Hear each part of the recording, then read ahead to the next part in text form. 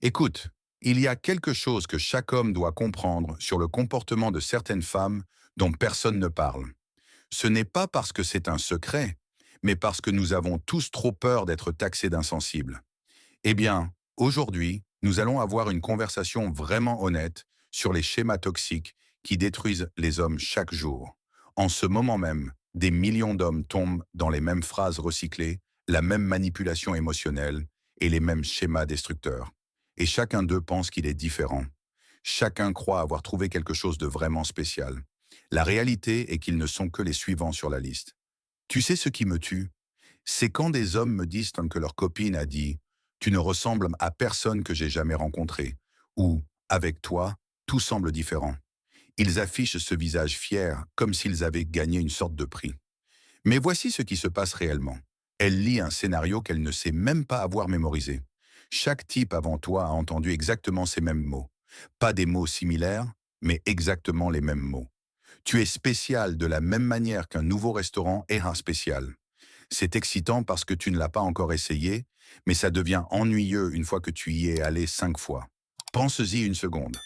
Où sont tous ces types spéciaux maintenant? Ils sont partis, effacés. Leurs photos ont été supprimées, leurs messages effacés et toute leur existence balayée comme s'ils n'avaient jamais existé. Et te voilà, bombant le torse, convaincu que tu es d'une manière ou d'une autre immunisé à l'idée de rejoindre ce cimetière numérique. Le fait est que tu te racontes déjà des histoires sur pourquoi tu es différent. Tu penses qu'elle a l'air sincère avec toi ou que votre connexion est réelle. Tu te dis qu'elle avait été blessée auparavant, mais qu'elle te fait confiance. Pourtant, c'est exactement ce qu'ont pensé les 5 derniers types aussi. Tu sais ce qui se passe réellement quand elle te dit que tu es spécial. Elle n'est pas assise là à évaluer soigneusement tes qualités par rapport à tous les autres hommes qu'elle a rencontrés. Non, ce ne sont que des réflexes émotionnels, des réponses automatiques à l'énergie d'une nouvelle relation. Quand les émotions sont à vif, certains mots sortent tout simplement. C'est comme quand tu manges quelque chose d'incroyable et que tu dis «c'est la meilleure chose que j'ai jamais goûtée». En réalité, tu ne le compares pas à chaque repas que tu as pris. Tu réponds simplement à l'intensité du moment.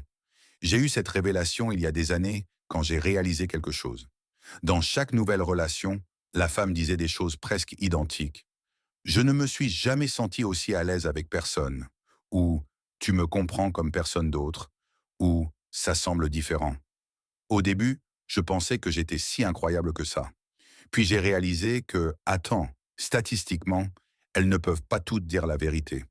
Soit je suis l'homme le plus incroyable au monde, soit ce sont juste des choses que disent les femmes quand elles sont enthousiasmées par quelqu'un de nouveau. Devine laquelle des deux c'était. En voici une autre qui piège les hommes à chaque fois.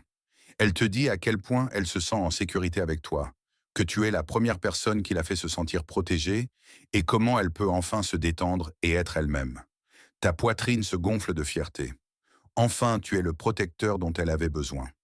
Laisse-moi traduire ce qui est réellement communiqué ici. Quand elle dit que tu l'as fait se sentir en sécurité, elle te dit que tu es prévisible, gérable et contrôlable. Tu n'es ni excitant ni un défi. Tu es confortable comme une vieille paire de baskets qu'elle porte tout en envoyant des messages à d'autres types. Ce n'est pas le compliment que tu crois, c'est un classement. Elle t'a classé dans la catégorie option de secours fiable, tout en gardant les yeux ouverts pour quelque chose de plus excitant. Tu es si sûr qu'elle sait qu'elle peut dépasser les limites, tester les barrières et peut-être même te tromper. Et tu seras toujours là. Pourquoi? Parce que les types sûrs ne partent pas. Les types sûrs pardonnent. Les types sûrs acceptent d'un marché qu'ils ne devraient pas accepter parce qu'ils sont reconnaissants pour la moindre attention. Le pire, c'est que pendant que tu es occupé à être son système de soutien émotionnel, elle est dehors à chercher le type qui la fait se sentir le contraire de la sécurité. Elle veut celui qui la rend nerveuse, celui qu'elle n'arrive pas tout à fait à cerner et celui qui pourrait s'en aller si elle commence à jouer. C'est de celui-là qu'elle rêve vraiment. Tu n'es que celui avec qui elle se contente entre ses aventures. J'ai vu cela arriver à énormément d'hommes. Ils tirent fierté d'être le gars stable, le fiable, celui en qui elle peut avoir confiance. Pendant ce temps, elle est attirée par le type qui oublie de répondre aux messages, qui annule des plans et qui ne fait pas d'elle une priorité. Et ces gentils garçons restent là, confus, se demandant pourquoi être parfait ne suffit pas. C'est parce que la perfection est ennuyeuse. Le prévisible n'est pas sexy, et sûr n'est qu'un autre mot pour en attendant qu'il y ait mieux. Je ne te ferai jamais de mal. Tu peux me faire entièrement confiance. Je ne suis pas comme les autres filles qui jouent à des jeux. Chaque fois que quelqu'un offre ses promesses sans qu'on lui demande rien, les drapeaux rouges devraient flotter si fort qu'ils créent leur propre vent. C'est comme rencontrer quelqu'un qui te dit immédiatement qu'il n'est pas un voleur. Attends, je ne pensais pas que tu l'étais. Mais maintenant, je surveille définitivement mon portefeuille. Les personnes qui sont vraiment dignes de confiance ne l'annoncent pas. Leur comportement le prouve avec le temps. Mais quelqu'un qui insiste constamment sur le fait que tu peux lui faire confiance, planifie déjà la trahison. Elles préparent leur défense avant même de commettre le délit.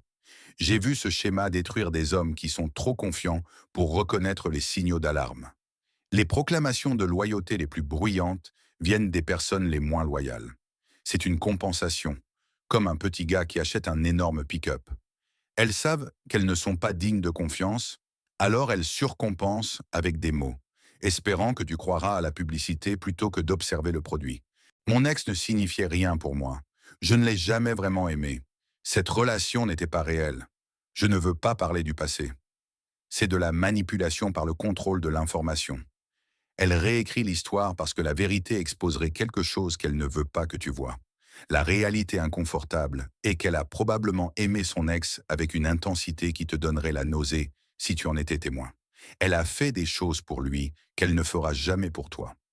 Elle lui a donné accès à des parties d'elle-même, émotionnelles, physiques et psychologiques, auxquelles tu n'accéderas jamais. Mais admettre cela reviendrait à admettre que tu ne reçois pas la meilleure version d'elle. Tu reçois ce qui reste après qu'un autre a pris l'expérience premium. Alors, à la place, elle crée ce récit où toutes ses relations passées n'avaient aucun sens et où tu es la première chose réelle qu'elle ait jamais ressentie. Le truc avec le passé, c'est ceci. S'il n'avait vraiment pas d'importance, elle pourrait en discuter calmement. Oui, nous sommes sortis ensemble pendant 2 ans.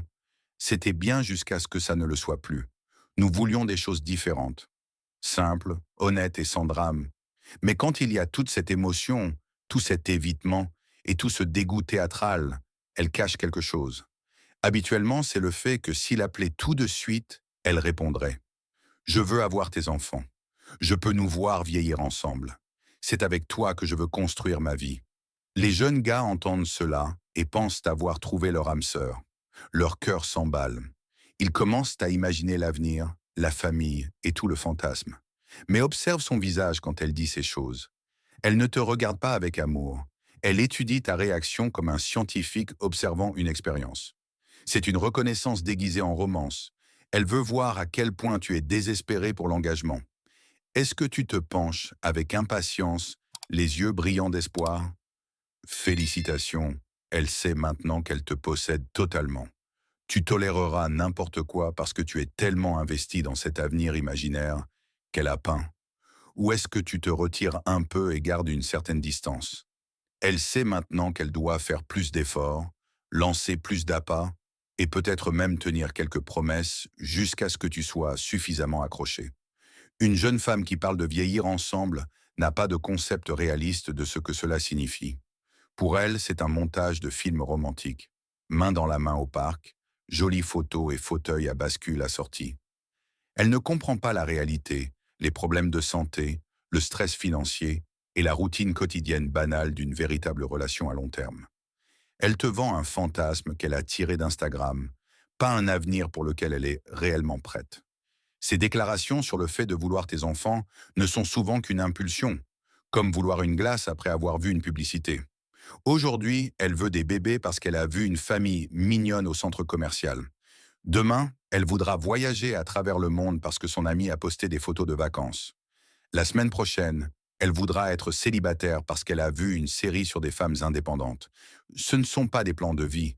Ce sont des états émotionnels temporaires qu'elle confond avec des désirs permanents. Personne ne m'a jamais fait ressentir ça.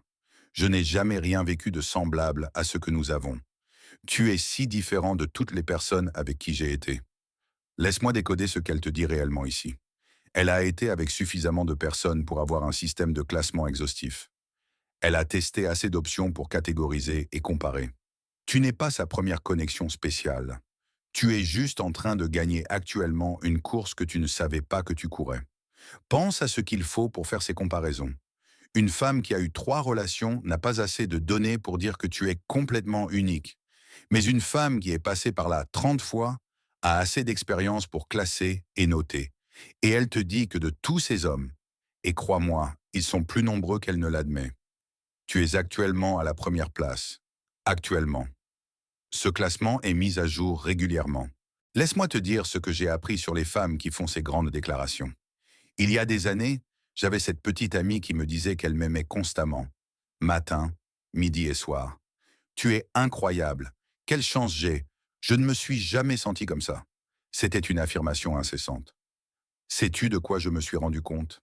Elle n'a jamais retenu mon anniversaire une seule fois sans que Facebook ne le lui rappelle.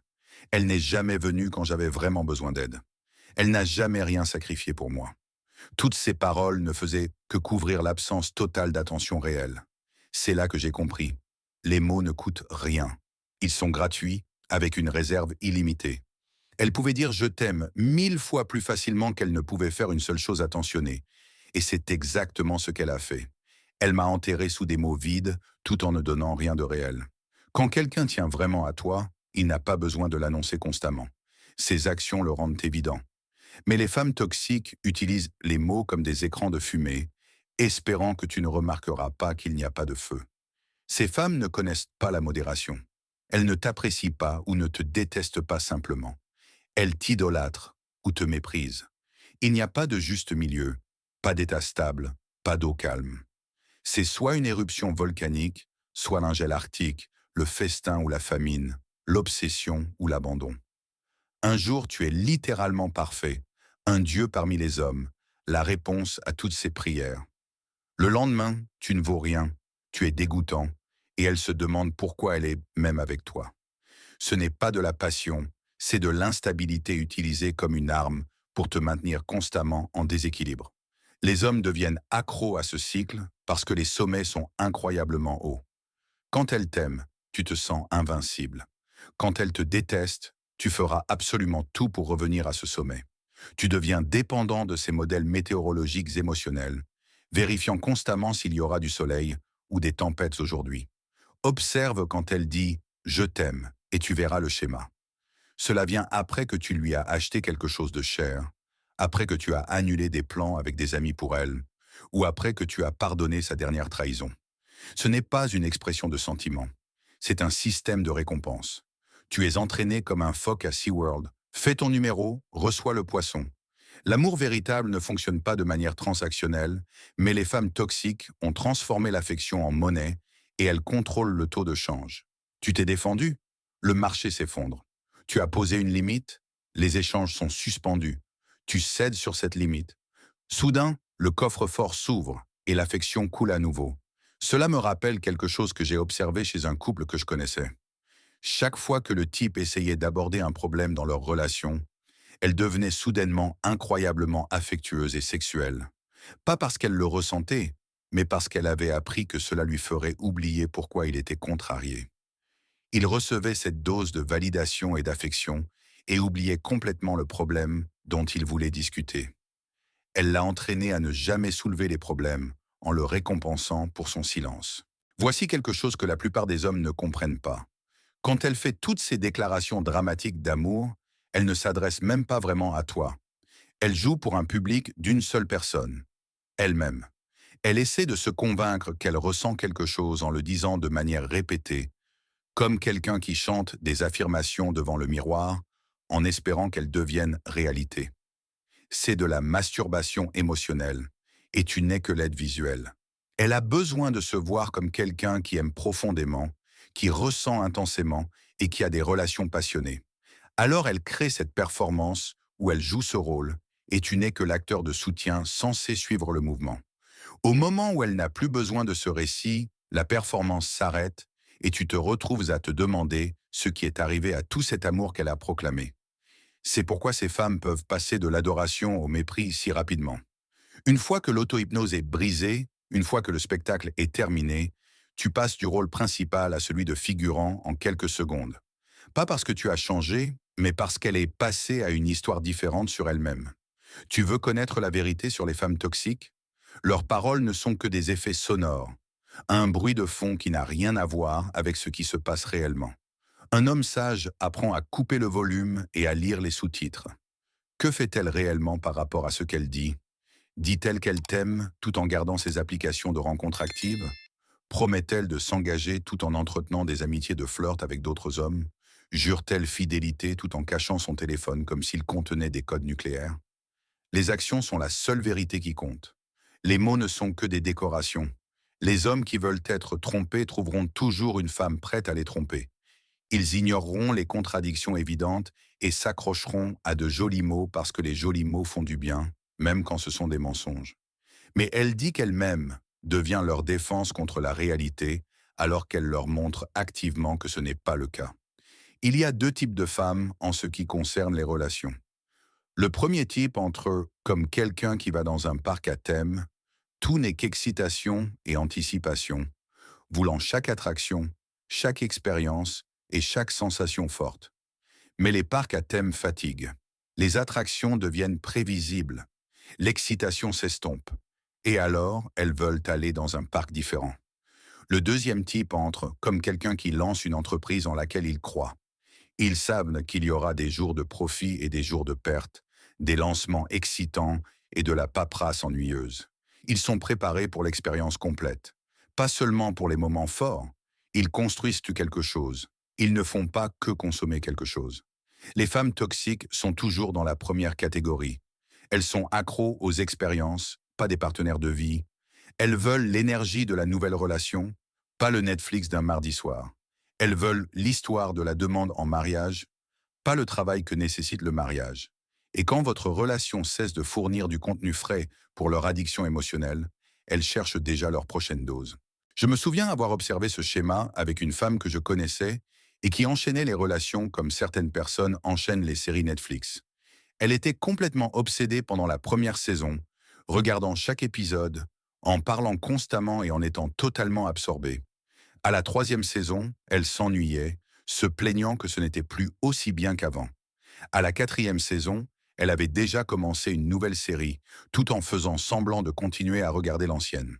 C'est ainsi que les femmes toxiques traitent les relations. J'ai remarqué quelque chose à propos des femmes qui font les déclarations d'amour les plus dramatiques. Ce sont les mêmes qui ont les sorties les plus dramatiques. Les femmes aux gammes émotionnelles extrêmes ne se contentent pas de partir. Elles explosent. La même intensité qu'elles ont mise à vous aimer est redirigée pour vous détruire. Ce sont les femmes qui disent « Tu es ma personne » avant même de connaître ton deuxième prénom. Elles parlent de destin, d'âme sœur et de toujours alors qu'elles ne te connaissent que depuis 3 semaines. Leur thermostat émotionnel est cassé, bloqué sur gel ou sur ébullition, sans aucun milieu confortable. Une femme stable construit la connexion progressivement à travers des expériences partagées, une croissance mutuelle et en surmontant des défis ensemble. Elle n'a pas besoin de déclarer un amour éternel au deuxième rendez-vous, parce qu'elle comprend que l'amour n'est pas juste un sentiment que l'on déclare. C'est un choix que l'on fait quotidiennement à travers des actions. Mais les femmes instables ont besoin que tout soit au maximum de l'intensité immédiatement. Sinon, elles ne ressentent rien du tout. Voici une vérité qui vous épargnera des années de douleur. La quantité de romance au début d'une relation est directement proportionnelle à la quantité de désastres futurs. Une romance intense au début n'est pas de l'amour. C'est du bombardement affectif. C'est quelqu'un qui essaie de vous piéger avant que vous ne voyiez qui elle est vraiment.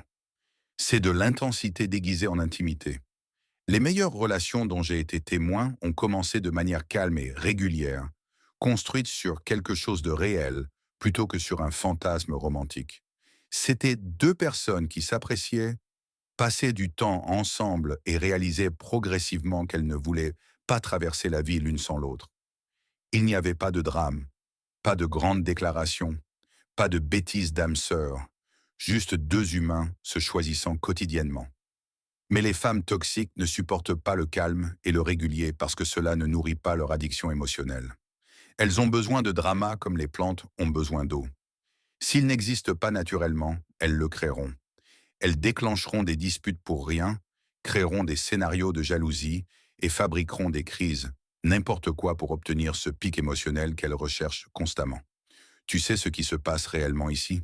Ces femmes abordent les relations comme les toxicomanes abordent la drogue. Il y a un besoin intense suivi d'une tolérance inévitable, nécessitant des doses plus élevées pour le même effet. Tu n'es pas un partenaire, tu es son dealer. Et quand tu ne pourras plus fournir une dose suffisamment forte, elles trouveront un nouveau fournisseur. Le plus triste est à quel point tout cela est prévisible. Ce sont les mêmes phrases, les mêmes schémas et la même destruction, juste avec des visages différents. Et chaque homme pense qu'il est différent, pense qu'il est spécial et pense qu'il sera l'exception jusqu'à ce qu'il devienne un autre récit d'avertissement pour le type suivant. Écoute, toutes les femmes ne sont pas comme ça. Il y a des femmes qui disent ce qu'elles ressentent, qui construisent au lieu de détruire et qui s'engagent au lieu de consommer.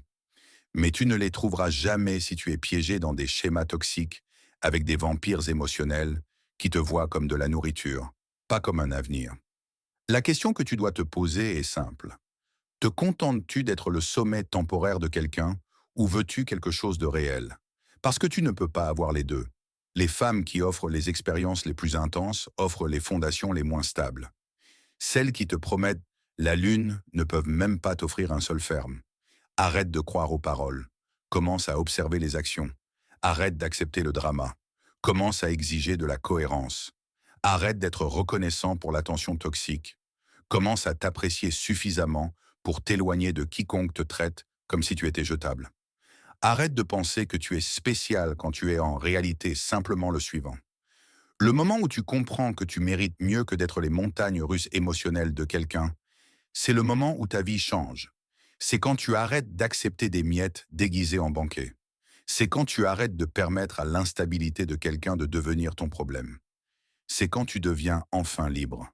Ton futur toi te remerciera d'avoir eu la force de t'éloigner de la performance et d'attendre quelque chose de réel. Parce que le réel existe. C'est juste plus silencieux que le bruit que font les femmes toxiques. C'est plus calme que les tempêtes qu'elles créent. C'est plus stable que les tremblements de terre qu'elles provoquent. Et cela vaut la peine d'attendre, même si cela signifie être seul en attendant.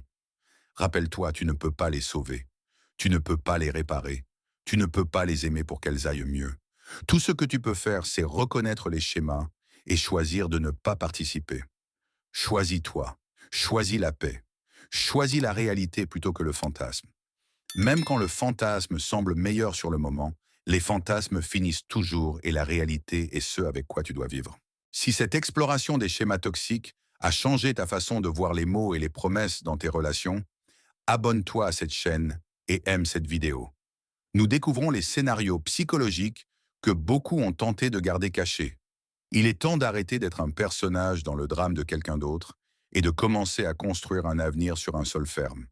Ton prochain niveau de clarté arrive bientôt.